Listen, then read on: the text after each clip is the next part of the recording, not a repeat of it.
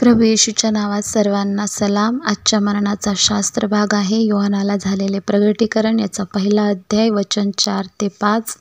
आशियातील 7 मंडळास योहानाकडून जो आहे, जो होता व जो येणार, त्याच्यापासून, त्याच्या राजासनासमोर जे 7 आत्मे आहेत त्यांच्यापासून, आणि विश्वसनीय साक्षी, मेलेल्यांमधून प्रथम जन्मलेला व पृथ्वीवरील राजांचा अधिपती येशू ख्रिस्त याच्यापासून तुम्हास कृपा व शांती असो, जो आपल्यावर प्रीती करतो, ज्याने आपल्या रक्ताने आम्हाला पातकापासून मुक्त केले.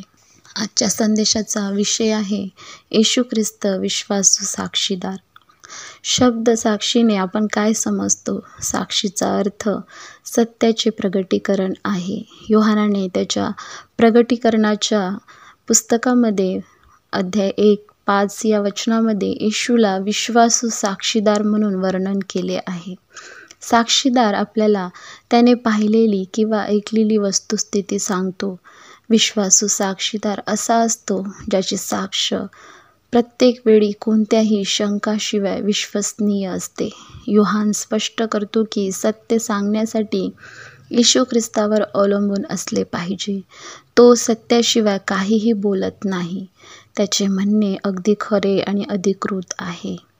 तिमोथेला पहिले पत्र 6 अध्याय वचन 13 मध्ये येशू ख्रिस्ताविषयी बोलतो तर पंतय पिलातासमक्ष साक्ष देताना चांगली कबुली दिली.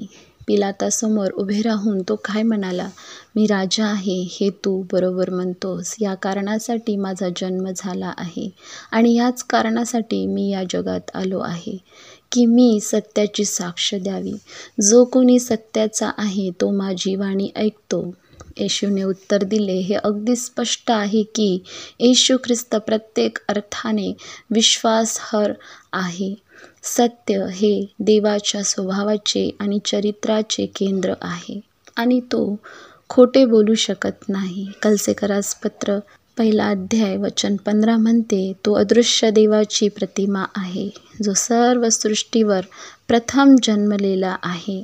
येशू ख्रिस्त हा अदृश्य देवाचे परिपूर्ण प्रतिनिधित्व आणि प्रतिमा असल्याने सत्य हाच येशूच्या स्वभावाचा गाभा आहे असा तर्क करतो. येशूने स्वतः योहान कृष्णवर्तमान 14 अध्याय वचन 6 मध्ये दावा केला आहे की मीच मार्ग, सत्य आणि जीवन आहे. येशू ख्रिस्ताला मानवजातीच्या मुक्तीसाठी जगात पाठवले गेले आणि त्याने विश्वासूपणाने त्याच्या वडिलांच्या इच्छेने पालन केले.